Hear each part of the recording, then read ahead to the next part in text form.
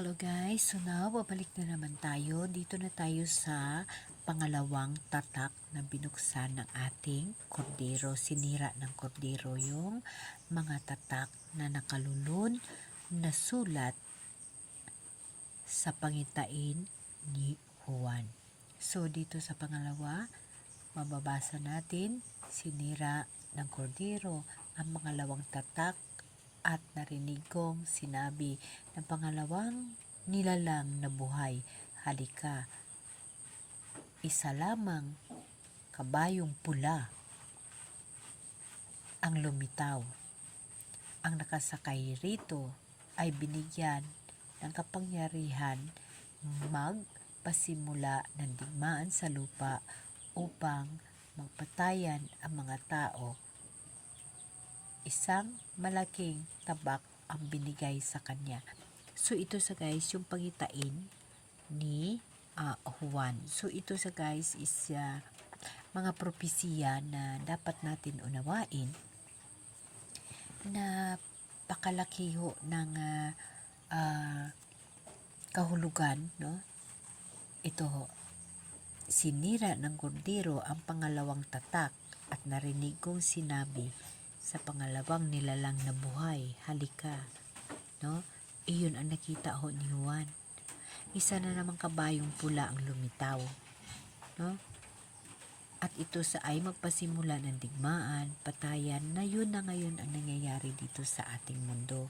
So lahat ho yan ay nakapropesiya at lahat ho yan ay isinulat na, natatak na ho yan ng mahal na Diyos. Naitatak na ho yan, nakalulun na ho yung sulat na yan at binuksan na ho yan ni Lord na magsimula na. Kasi ho, nakalagay na ho yun sa kanyang propesiya.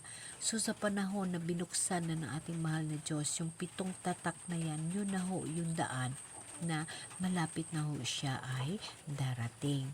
So, yung pangalawang sinira niya, no? Ang palawang tatak na sinira niya, yung sulat, yung nakalulun ng mga sulat doon sa pangitain ni Juan.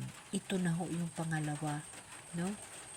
Yung kasabihan na may lumitaw na kabayo, na pula, ganun guys, yun ho yung pangitain ni Juan na binigyan natin ng tamang interpretasyon. Ito na ho yung digmaan, patayan, binuksan na ho ni Lord. Yun ho ay nakasarado ho yun. So dahil ho malapit na yung kanyang paghukom, malapit na ho siya mag-judge, binuksan niya na ho yun. Binuksan na ng mahal na Diyos ang mga nakatagong nakalulun ng mga sulat, natatak, no? Natatak. So yun ho guys, sa pangitain ho ni Juan, doon ho nakikita ang 4 na nilalang na buhay. Yun ho ang ginagawa ngayon ng mahal na Diyos dito sa ating mundo. Lahat ho, mayroong digmaan, mayroong patayan. Yun ho lahat ay propesiya at vision. So yung vision ho ni Juan, yung pangalawang tatak na sinira ng kordero ng Diyos o ni Jesus Christ, yun na ho yung simula ng gera, ng away, na yun na rin ho yung nararanasan natin sa ngayong panahon. Sa ngayong panahon, maririnig mo digmaan, gera, patayan, ang dami ho nangyayari. Yun na ho yun. Binuksan na ho ng mahal na Diyos yung nakalulon na mga tatak na dapat na mangyayari sa mundo. Yun ho ang pangalawang tatak, no? Yung pangalawang tatak ng binuksan ng Diyos. So guys, kahit sa ngayon sa sitwasyon natin, alam natin na ang gera, ang patayan, no? Lumilitaw na dahil nakalagay dito sa pangalawang tatak, yung tatak na sinira ng mahal na Diyos. Basahin ko muli ang sinabi niya at ito ay narinig ni Juan sa kanyang vision. Binigyan ng kapangyarihan magpasimula ng digmaan sa lupa upang magpatayan ang mga tao.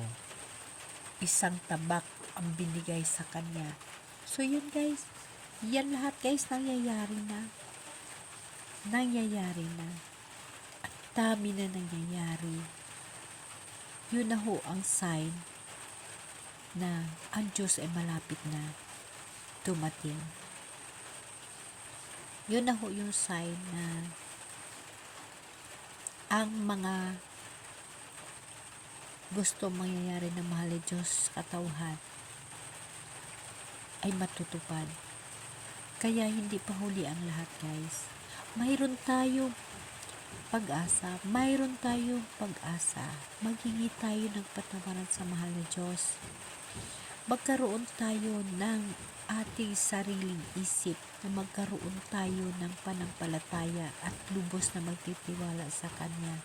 Guys, ang lahat ng bagay sa mundo ay lilipas.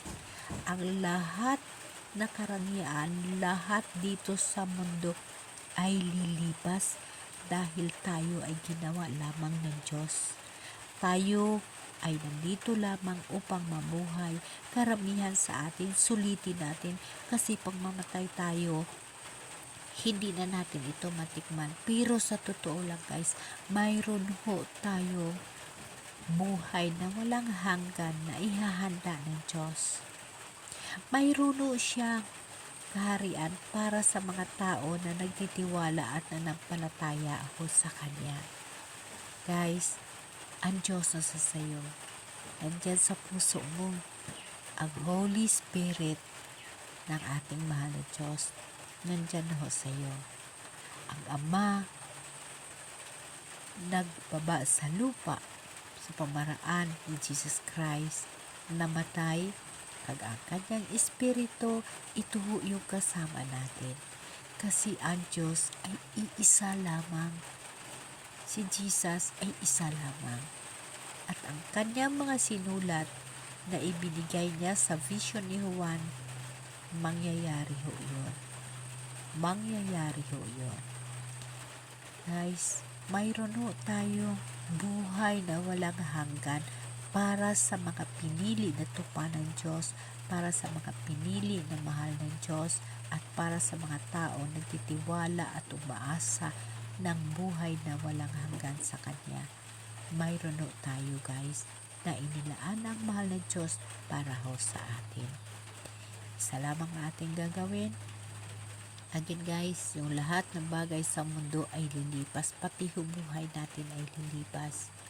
Ngunit ang buhay na walang hanggan at walang katapusan na pinangako ng Diyos, yun ho ang ating mithiin na marating. Marami ho pag-asa, marami ho tayong mga dapat gagawin upang ho tayo magbago. Ako ho, makasasala rin. Ngunit ang mahal na Diyos, ang kanyang awa at ang kanyang pagtulong sa tao, wala hong sawa. Pinapatawan tayo ng Diyos, kaya nga ho siya ay nalansang sa krus upang tubusin yung mga kasalanan natin. Guys, hindi pa ho huli ang lahat. Salubungin natin ang pagbalik na ating mahal na Diyos. Siya ho ay darating upang maghukom. Pumili ka ng iyong daan. Magiging tupa ka o magiging kambing.